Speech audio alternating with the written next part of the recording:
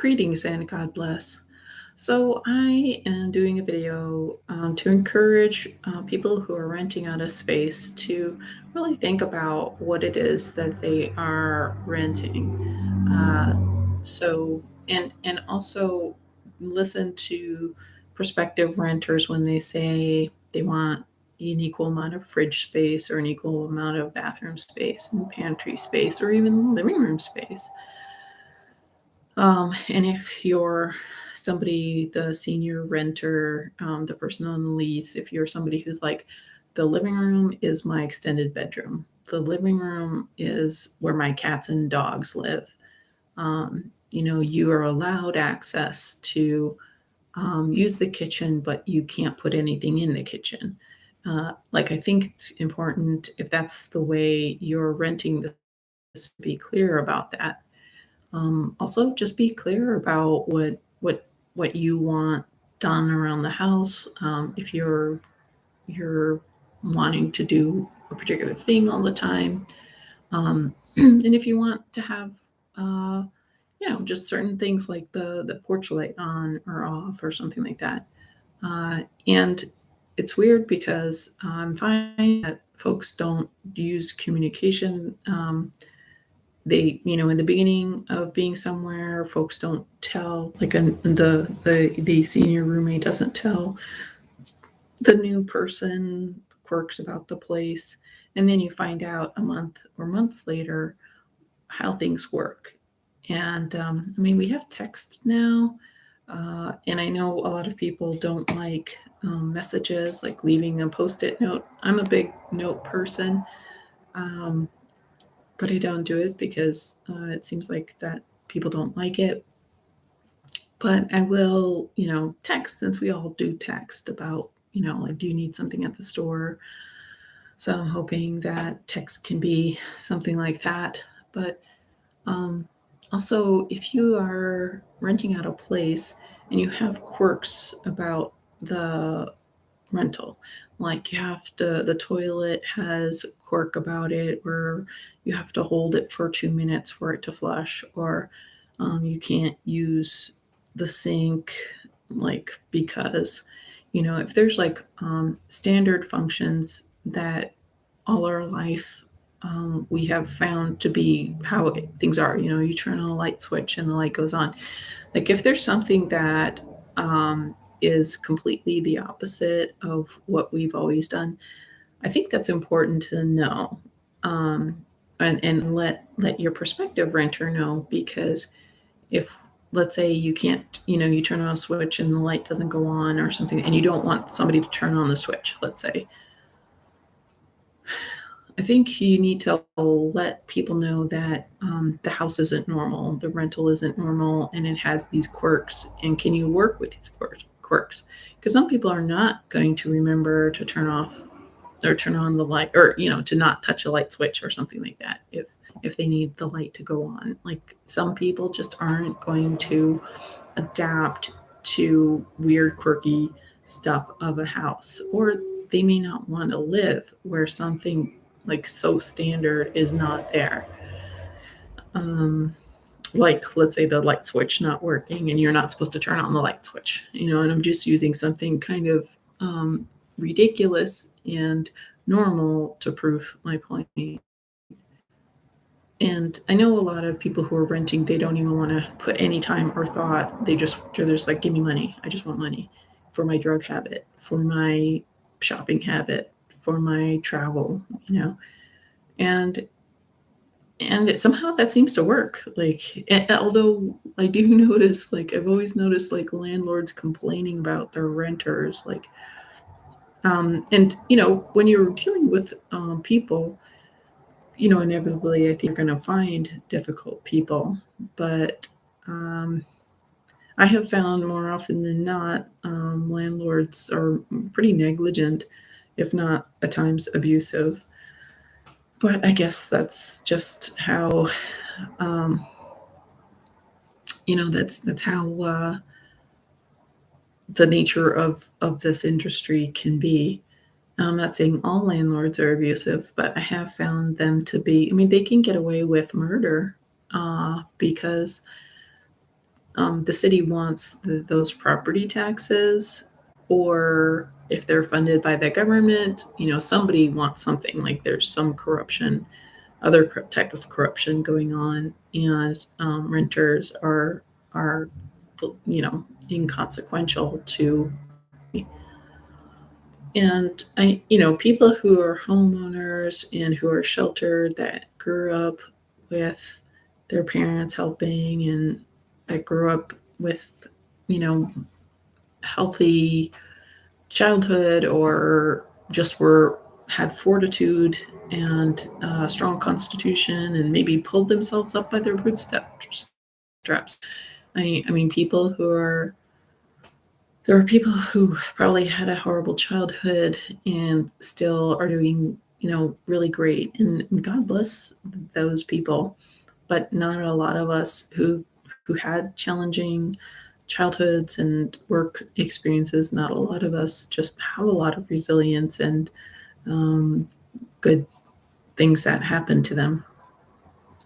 So it's just kind of harder to fight an abusive, negligent landlord or system when you've been depleted from the very beginning of your existence.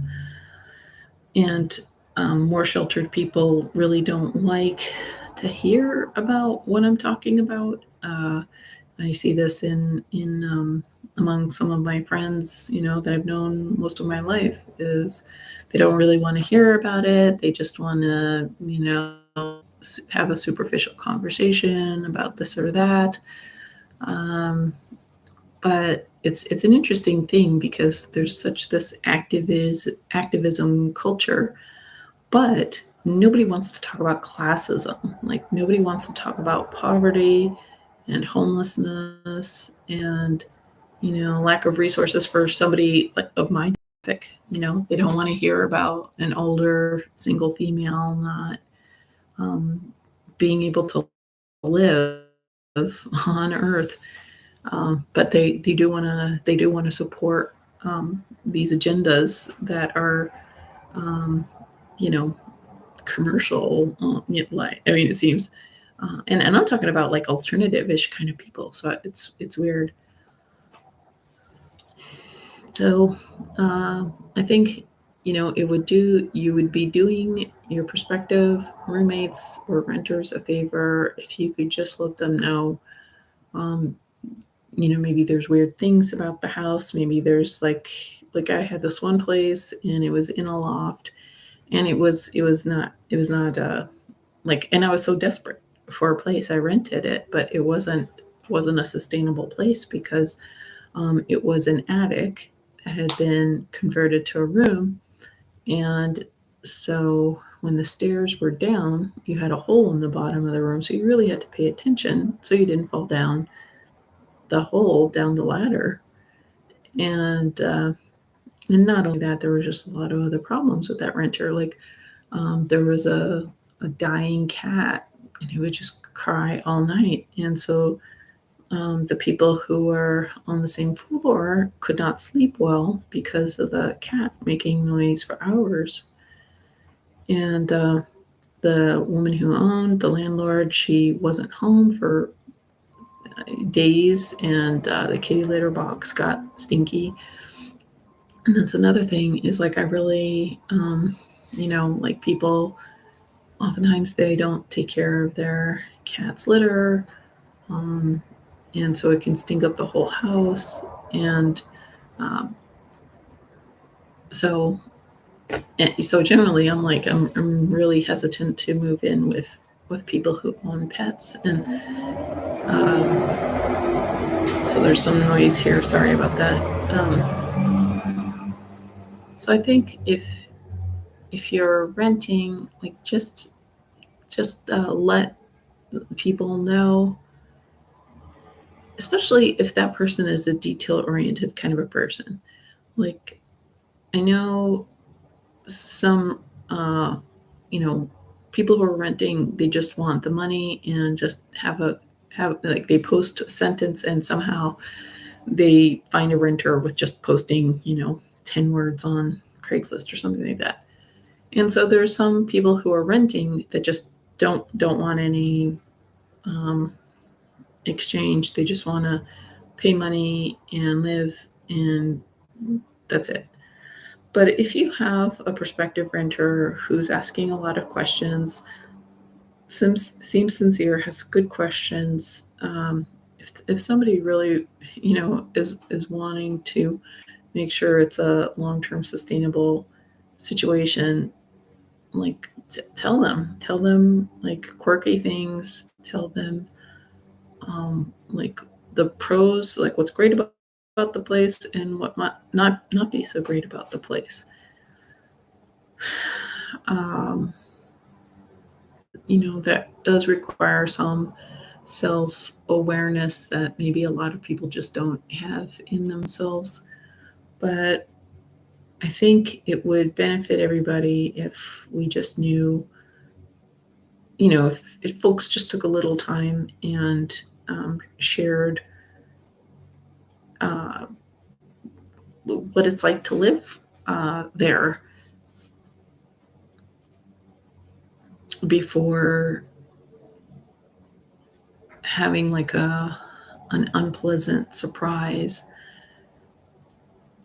And I do think that people know, like I do think that like the senior roommate will know what's annoying about living with them, what's annoying about the house, and though maybe people are just oblivious, or what would bother a lot of other people wouldn't bother that senior roommate.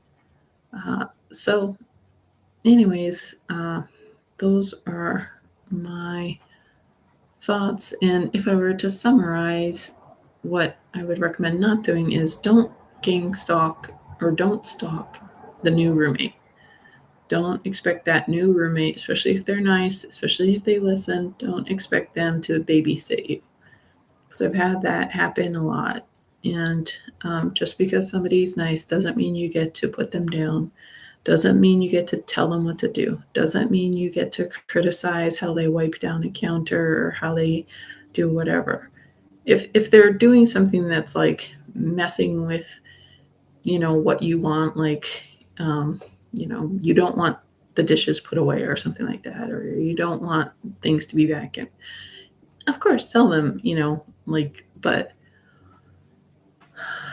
yeah, so I would say, like, have your own, if you're like the long-term renter and you have a proclivity for stalking your roommates, or you're just terribly lonely, like, you got to deal with that issue. That new roommate is not going to be your new best friend. Um, and that new roommate is not there to provide solace for the hole that's in your heart because you're a jerk. If you're an arrogant bore, and I do encounter those, and it takes a while to figure out. And then I'm like, oh my gosh, like, how do I get out of this interaction? Because the arrogant bore wants you to stay there and listen, and because you're polite, they don't stop for hours. Um, so, and I can be a bore too. I don't know if I'm arrogant, but I know I can go on. Um, so, I mean, the thing is about a YouTube video is you can stop it.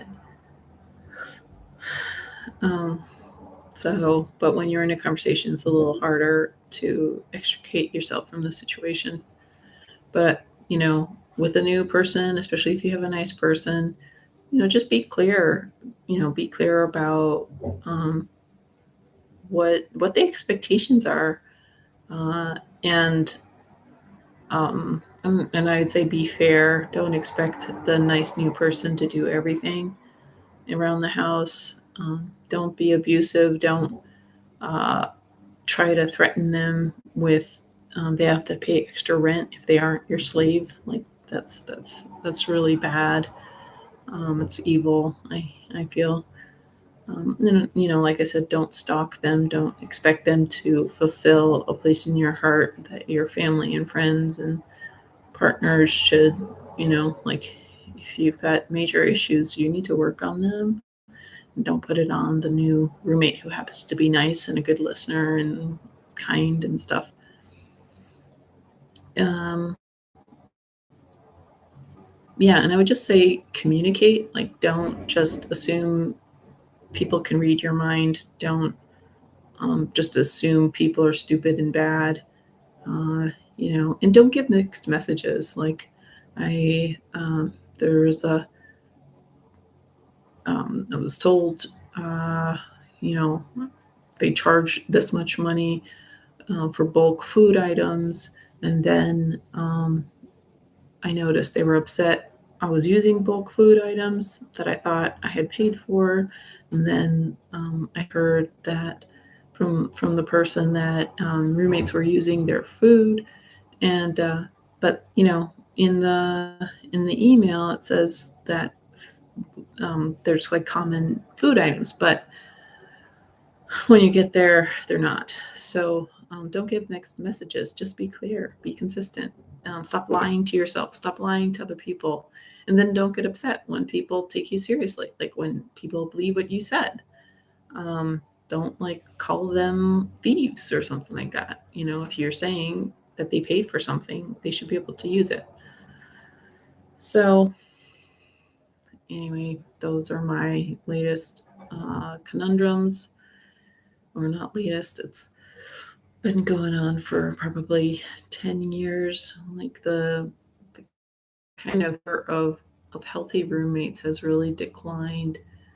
Uh, I would say there used to be much more, just people were more experienced with interviewing. They cared.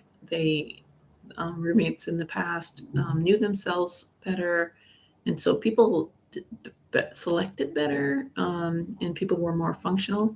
Like now, people are kind of crazy. And I think it's this progressive isolation that people have been subjected to due to the decline of our civilization. I think maybe more drugs that people are using, drinking, and just maybe social media. So people are just more inept. They're just emotionally stunted, perhaps, and they don't have as much immediate, in person, face to face support and friends that they may have had. Let's say in the 90s, like when I was roommates in the 80s and 90s. It was people had their issues, but people were much more functional, and it just wasn't so creepy.